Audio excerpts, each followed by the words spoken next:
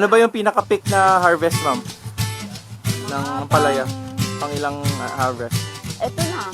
Ito na. Oo. Kasi, naabot lang naman ito ang mga...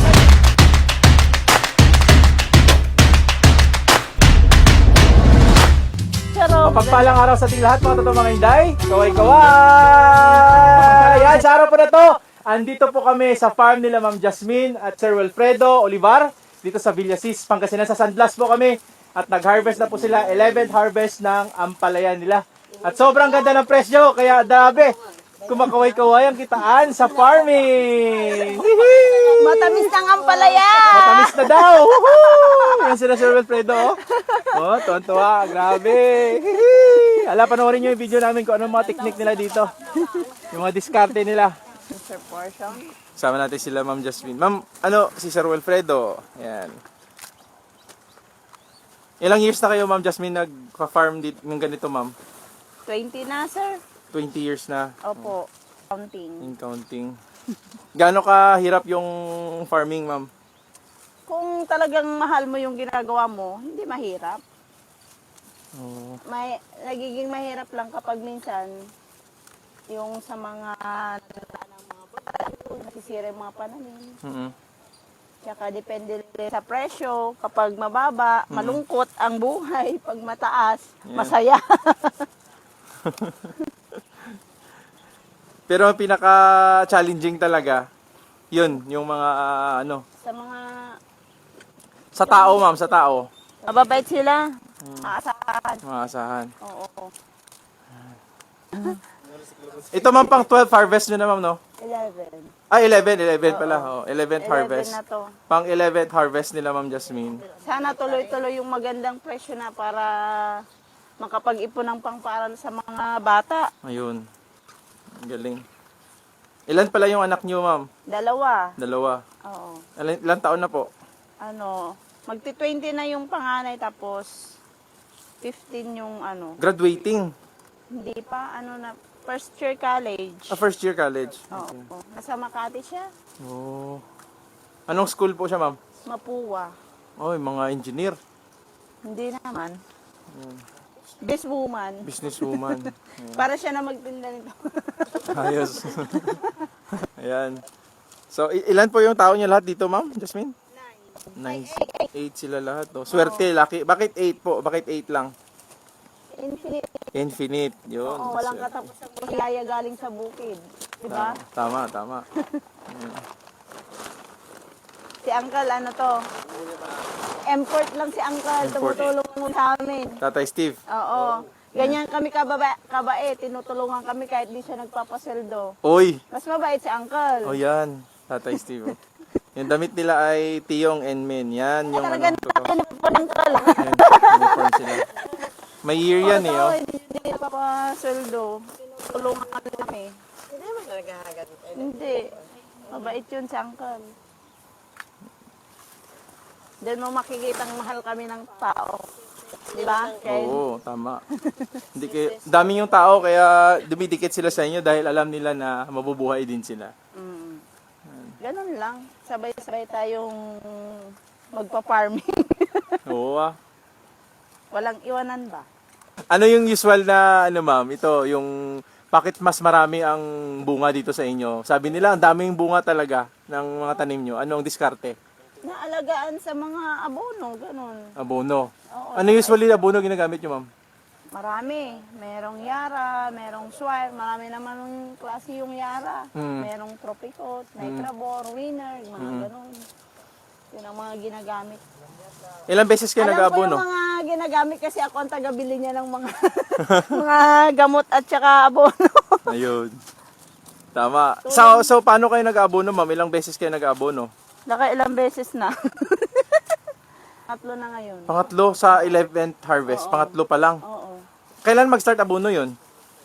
Pag mga naitanim ng mga 1 week, ganon. Abono pa rin yun. Ah, granulars. Yung sinasabi ni sir, yung buo. Tama, sir? Oo. Tubig lang. Yung tinutunaw nila sa tubig, Oo. Dilig muna kasi bata pa yung mga punla, hindi pa pwedeng mabigla ng abono. So ilang beses yun ma'am ginagawa? 2 beses? Ilang beses daw yung lakay? 3 beses na after transplant every week. Abono sila. Yan. Nang drenching, padilig, drenching tawag Oo. doon. Ay, drenching ba tawag? Tapos after noon, ika-fourth na abono, Oo, yung ano na. granulars na. Oo, Yan, granular. sabod. Kasi kaya naman na ng ampalaya yung ano eh. Ayan o. So yan po yung inabuno nila. Ayan, o. Swire, urea, ganyan. Yara, tropicot, Oo, nitrabor. ganun. nitrabor. Ayan sila tatay. Hanggang ngayon, third time pa lang sila nag-abono. Tapos, 11th harvest na nila. Ito, pang 11th harvest na nila ito. Yun o. Medyo gumaganda po presyo kasi 90 nasa bagsakan. So, posible po dito kukunin ng 75 daw. 75, 80, ganun. Kasi may kita din syempre yung magdi-deliver. Ganun po yung business. Lakaran. Lakaran din. Ang gaganda na, di ba? Ganda. Ano ba yung pinaka-peak na harvest, ma'am? Ng palaya? Pang ilang harvest? Ito na. Ito na. Oo. Kasi, ano naabot lang naman ito ang mga 20 harvest 20 plus. Kaya Oh. yung pinaka-peak niya, ganito na mga 10, 10. oo. Ano. Ayun. Sa ano naman, ma'am? Sa spraying, gaano kadalas kayo mag-spray? Ano, halimbawa, di ba nagpitas kami ngayon, Oo. sprayan na every 5 sabay. days. Oo. Sabay na. Oo. Ayan, nagsispray na pala sila doon sa unahan. Every 5 days. Oo. Kasi every 5 days yung interval ng harvest nila dito. Every 5 days. So kung 11 to, may 9 pa na harvest, no? Hindi pa, mas marami pa. Mas marami pa. Pag naaalagaan pala ng ano. Ayun, abono. so kailangan alagaan. Lampas pa ng 20 yung pitas kapag Lampas 20 pa daw. Yan oh. Maliban dito sa palaya, ma'am, ano pa yung mga alaga nyo? sili. Mga tanim nyo? Sili, tsaka mais. Sili, Oo. mais, Upo. upo, Oo. ayun, patola. Oo, Ayan. patola. Dami oh, buhos lang sila oh. Paano to ma'am? Kukunin lang dito yung mga palaya o di-deliver nyo din? Di-deliver namin dun sa bahay ng buyer. Diyan lang naman, malapit lang. Malapit lang. Tapos ibabagsak dito sa bagsakan. O, idadalhin sa Ordaneta. Tapos dadalhin din naman i-distribute sa Manila. Oo. So yun yung palakaran talaga. Every 5 days harvest sila dito. Pero sa farm nila sa Wilfredo, yung Jasmine, araw-araw may harvest sila. Bukas upo na naman po ano? Opo. Opo. Yan, magalang talaga na gulay. Ayun ay. Opo ay. Alam mo na, scheduling namin, sir, Oo nga eh. Ayan oh. Alam mo na, scheduling Kaibigan ko na yung mga ano mo dito. Yan oh, si Joseph. Yan, kaibigan ko na yun sila. Si Tatay Steve. Yan. Joseph Si alias. Ison, si Jean. Oh, kilala ko na yung mga pangalan. Yan. Si Ibson yung isa oh. Yan. Yan sila oh, harvest po sila dito. Tuloy-tuloy yung harvest nila. Yan, dami bunga oh. Yan, pag nakaganyan ka, dami yan, kita yan. Hinihila na lang nila. Yan, ito na yung spraying nila. So, yung lalaki na ng mga ano oh. Dami. Dami. Yung spraying nila, ito. Quality. Quality. Ay,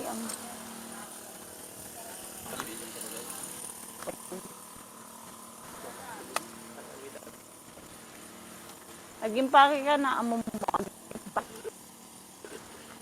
Busy. Yan, spray sila. May microphone na.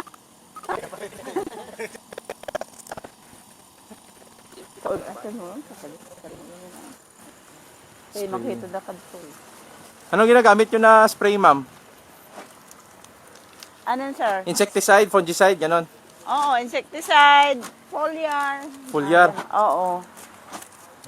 Yun ang ano. Every ginagamit. harvest nila, every 5 days. Kailangan nila mag-spray, no? Kasi maprotektahan yun para mag-long last yung mga tanim nila. Kaya 11th harvest na. Sobrang dami pa rin ng bunga. Yan, oh. Yan. Dami ng bunga. So, yun dapat ang kailangan gawin para Pang-unsi. magtagal yung mga tanim. Yan. Ito na. So, expected nila ito mamaya nasa 70 na ganito. So, ang kuha dun sa bagsakan, 90 pesos na yung ganito. Yan o. Malaki.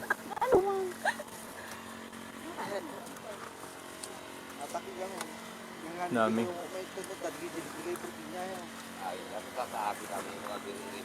Oh, ang dami na. Dami na. Ano, Ma'am ayun Jasmine, ilan yung pinakamahal na nabili sa inyo ng palaya? Noon pa. Oo, magkano po? Matagal na. Na-try din namin ang 120, mga ganon. 120. Oh, per kilo. Pinakamahal. Si Lakay ko, mahal ko siya. Ang sweet talaga. Pinakamahal ko siya. Pinakamahal po, Ma'am Jasmine. 150. Oo. Pero madalang lang yun. Madalang lang. So, yung 90 pesos, okay na din yun? Oo, maganda ng presyo yun. Maganda na yun. Ayos. Maganda ng presyo yun. Pinakamura na naman, ma'am. Pinakamura. Pinakamura. Minsan meron pa nga 15, 10, 20, ganon. May 7 pa nga.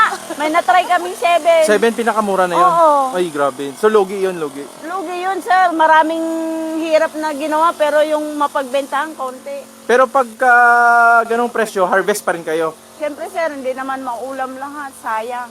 Oh. So, Tsaka kahit man lang konti, makabalik yung puhunan. tama, ano? Kasi malaki rin yung puhunan sa Ampalaya eh. Oo. Sa ganito kalawak, ma'am, magkano ang mga ma-expected na magagastos? Mga 100, gano'n. 100,000. Gano'ng kalawak nga to, ma'am? Nasa 4,000 plus area lang. Oh, 4,000 square meter lang po ito. Ayan. So, mga 100,000 din yung magastos kasi yung mga kawayan, yung poste, Oh, yung mga- plastic mulch. Plastic yung mulch. mga dinalagay na paggapangan nila. Ay, wala man plastic mulch to, ma'am? Meron. Meron ba? Meron. Ay, natabunan na. Oo, natabunan na. May Ay, plastic tama, mulch. meron pala yun. Ano yan? Matagal na tong balag namin na to. Aso pa ulit-ulit. Oo. Ay, 2 years na. Oo, kaya Yun. matagal na yung plastic mulch na. Yun ang diskarte nila dito, 2 years. Pinapalitan lang namin ng tanim. Pagkatapos nito, upo, ganun. So, naka-standby lang siya? Oo, para hindi sayang yung poste. Ayan. So, yun yung diskarte po. Para at least, Tsaka hindi... para asay- makabawi din sa hirap ng pagpapatayo ng mga poste. Tsaka magastos din yan, ano? Yung kawayan, magkano ba pala poste dito?